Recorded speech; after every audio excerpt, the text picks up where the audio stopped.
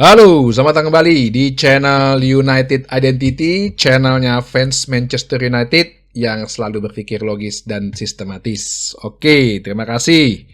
Eh, Bahasan kali ini sih untuk mereview ya hasil tadi pagi nih pertandingan uji coba terakhir di Tour Pramusim Amerika melawan Liverpool yang dimana Manchester United dalam tanda kutip kalah telak 0-3. Oke, ya inilah yang namanya uji coba. Jadi kita bisa tahu mana yang harus diperbaiki, mana yang harus dilengkapi, mana yang harus disingkirkan gitu ya. Oke, gini, gue coba bicara dulu dari line up. Dan ternyata line up-nya ya dan tanda kutip full team lah ya. Full team, nggak semuanya bukan full team. Cuman pemain-pemain seniornya dimainkan. Dari awal, kiper Wan Bissaka, back kanannya, kiper Andre Onana, back kanannya Aaron Wan Bissaka, back tengahnya Jonny Evans berpasangan dengan Lindelof,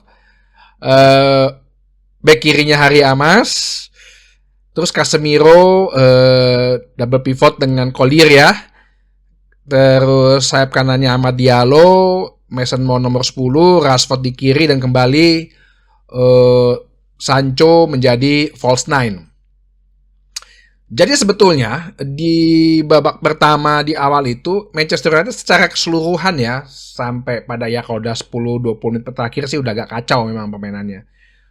Secara struktur permainan itu udah jelas, udah bagus gitu. Jalannya permainan strukturnya udah oke gitu. Tapi yang menjadi kelemahan adalah pertahanannya gitu loh ya. Jadi kalau misalnya gue kasih tahu nih 3 golnya Liverpool yang terjadi di menit ke 10, 36 dan sama 61 itu adalah 3 create chances-nya Liverpool. Ya, di 60 menit itu dan menghasilkan gol. Ya berarti tandanya apa? Pertahanannya nih hancur nih. Jadi kenapa gue bilang pertahanannya jelek gitu ya? Yang pertama yang kalau ada catatan duet back tengahnya kayaknya nggak pas, Lindelof dan Jonny Evans. Nggak tahu apakah ini akan sehingga menyimpulkan untuk Lindelof mungkin dijual gitu ya. Pokoknya nggak pas. Kenapa Harry Maguire nggak dimasukin? Menurut press conference-nya Ten Hag, Harry Maguire disimpan ya. Bisa jadi karena takut cedera. Sebabkan dia juga baru sembuh dari cedera ya. Kita minggu depan akan Community Shield. Ya, kayaknya besar kemungkinan mungkin Harry Maguire akan jadi starter di Community Shield minggu depan. Terus sisi kiri ya menjadi titik lemah. Ini harus benar-benar ditutupin dan diperbaiki karena jangan sampai ini akan menjadi titik terlemah kita dalam satu musim ke depan yang bisa dieksplor oleh lawan. Sungguh-sungguh berbahaya. Seperti gue bilang, kita tidak bisa menaruh beban di Harry Amas. Ya, semoga kan nanti Luke Shaw datang latihan hari Senin ya. Udah bisa latihan dia di Carrington bersama dengan Kobbie Mainoo dan juga Lisandro Martinez. Tapi kayaknya untuk transfernya si Mazraoui juga harus urgent untuk diselesaikan dengan cepat ya. Kabarnya terakhir kemarin waktu hari Jumat melakukan penawaran resmi, masih tarik ulur dengan Bayern Munchen. Ada kemungkinan hari Selasa waktu sana bisa medical check up gitu ya, tapi belum here we go ya, kita tunggu. Tapi yang pasti sisi kiri pertahanannya Manchester United harus benar-benar diperbaiki. Terus Aaron Wan Bissaka ya, kali ini mungkin kalau dengan pertandingan ini bisa melihat apa yang menjadi kelemahan Aaron Wan Bissaka. Udah gue bilang kalau one on one defending oke, dia the best. Mungkin kalau gue agak lebay terbaik lah di Liga Inggris. Tapi kalau dalam soal membaca situasi, awareness dia gitu loh terhadap areanya dia tuh, awareness terhadap areanya dia tuh kurang gitu loh dalam bertahan tuh. Ya kayak gitu lah, kayak gol ketiga tuh kalau lihat tuh sebenarnya ya pemain ada di belakang dia kok nggak aware gitu loh. Nah itu kayak gitu loh, nggak respon gitu loh, nggak ya dalam melihat sisinya dia loh, daerah kanan ini kan sebenarnya daerah kekuasaannya dia. Nah itu dia yang kurang, yang makanya gue bilang ini bisa jadi kemungkinan dijualnya Aaron Wan-Bissaka besar kemungkinan. Ya semoga harganya pas. Terus dari sisi defensive midfielder ya, Casemiro kayaknya agak sulit menjadi DM. Pernah gue bilang kan, dia waktu kalau jadi nomor 8 kemarin box to box bagus gitu. Apakah saat ini Casemiro udah gak cocok lagi di posisi defensive midfielder? Karena tadi itu double pivot, tapi si Toby Collier tuh agak lebih maju ke depan, kayak yang pernah gue bahas ya. Nah si Casemiro kan ini yang tugasnya harusnya bisa jadi right back, center back, left back gitu kan. Ini ya itu dia, mungkin dia shape badannya udah kurusan, tapi kan visi, skill dengan pengalaman dia mungkin belum hilang ya, belum hilang. Tapi dari sisi speed, stamina gitu ya, speed, jujur usia tidak bohong. Jadi kalau dia menang, dia tackle gitu ya untuk menang first ball-nya, itu oke, masih oke. Tapi untuk second ball-nya, dalam arti kan kalau second ball kan bola liar itunya kan, istilahnya lo nekel bola liar. Nah giliran rebutan itunya tuh speednya kurang, kalah lagi pemain-pemain Liverpool kan ya masih muda-muda ya, Gravenberch lah gitu, Elliot gitu ya, itu kalah lah dia.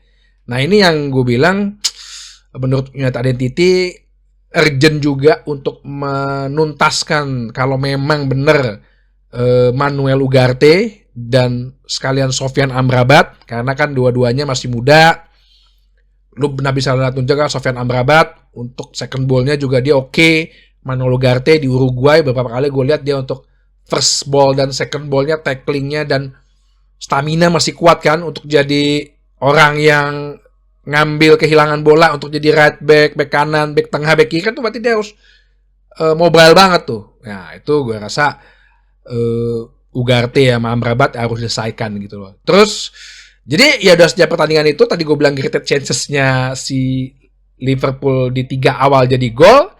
Ya kalau ngomongin statistik sih Manchester United shotnya lebih banyak. Cuman ya tadi dibilang karena kita struktur penyerangan membangun serangan bagus, tapi begitu di sepertiga lapangan ya apa ya, kreativitasnya masing-masing sih ada, maunya begini gitu, maunya begitu. Cuman ya nggak ada goal getter gitu loh, nggak ada striker gitu yang langsung jadi si bagian yang finishing gitu loh, tuh nggak ada gitu loh.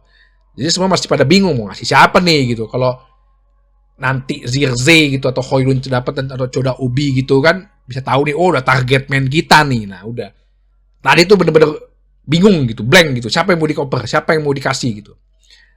Jadi akhirnya gol pertama itu terjadi menit 10, sangat cepat sekali ya dari Fabio Carvalho. Casemiro yang agak kepleset gitu, tapi nggak bisa salahin Casemiro juga ya, karena dia bukan telat sih, istilahnya ya telat tutupin, tapi back lainnya juga yang satu udah ada di kotak penalti, dekat kotak penalti, nggak ada juga yang inisiatif untuk yang menutupin gitu. Jadi apa ya, sebenarnya tendangannya lemah gitu, cuman di sisi kirinya si Onana tapi jadi gol. Nah terus gol kedua itu ya tadi yang gue bilang, back kiri kita adalah titik kelemah pada selama pramusim ini, kembali dieksplor. Umpan cutback nggak ada yang nutupin juga. Aaron Wan-Bissaka gue juga telat, gue bilang central defendernya tidak ada yang motong. DM pun juga membiarkan pemain dari luar itu masuk ke dalam areanya kiper gitu. Nah itu udah error banget deh itu ya. Terus gol ketiga ya menurut gue agak offside sih sebenarnya, kalau mau di VAR tuh sebenarnya udah offside sih. Tapi sekali lagi kan ya ini kan pertandingan dicoba ya, nggak begitu terlalu ini. Ya bisa dilihat itu juga salah satu kelemahannya Wan-Bissaka ya, nggak bisa baca situasi. Nah itu yang membuat itu gol gitu. Jadi kesimpulannya game hari ini sih ya, skor yang terjadi dari 5 pertandingan menunjukkan sebagian proses, gue nggak menunjukkan seluruh ya, sebagian proses baru berjalan ya mungkin 50% lah ya, 50%, 55% udah bagus dalam membangun serangan, struktur penyerangannya, gameplaynya, blueprintnya, bagaimana gaya mainnya udah jelas. Tapi mungkin 55%-nya adalah ya pertahanan gitu loh ya.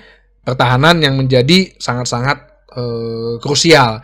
Kita itu udah kebobolan 8 gol, memasukkan hanya 6 gol. Nah, kalau 6 gol kan mungkin kan striker yang nggak ada pencetak gol ya, itu bisa dimaklumin. Terus beberapa posisi memang harus di-upgrade, dan satu yang gue lihat tidak ada pemain yang bisa step up gitu loh. Step up dalam arti ini ada kebuntuan, bukan masalah kebuntuan kayak macam McTominay ya, cuman ada pemain yang tipe Bruno lah gitu, lihat tiba-tiba bisa melakukan tendangan bebas, tendangan dari luar kotak penalti, yang tiba-tiba mencuri gol. Nah itu yang kalau gue bilang nggak ada ya. Semoga dengan baliknya Bruno nanti akan kembali ya. Terus yang ketiga ya ini posisi DM, posisi central back itu kayaknya bener-bener harus difokuskan. Kalau bisa sebelum Community Shield ini udah dapat yang namanya De Ligt, Mazraoui, Ugarte, mungkin juga Amrabat. Nah itulah. Oke, jadi itu aja kekalahan kita ya. Silakan, nggak apa-apa dibully ya. Ada yang bilang ya namanya juga masih pre-season ya, oke lah, udah. Tapi yang penting minggu depan Community Shield tanggal 17 dimulailah juga dengan English Premier League. Sampai ketemu lagi di bahasan berikutnya di channel United Identity, channelnya fans Manchester United yang selalu berpikir logis dan sistematis. Terima kasih.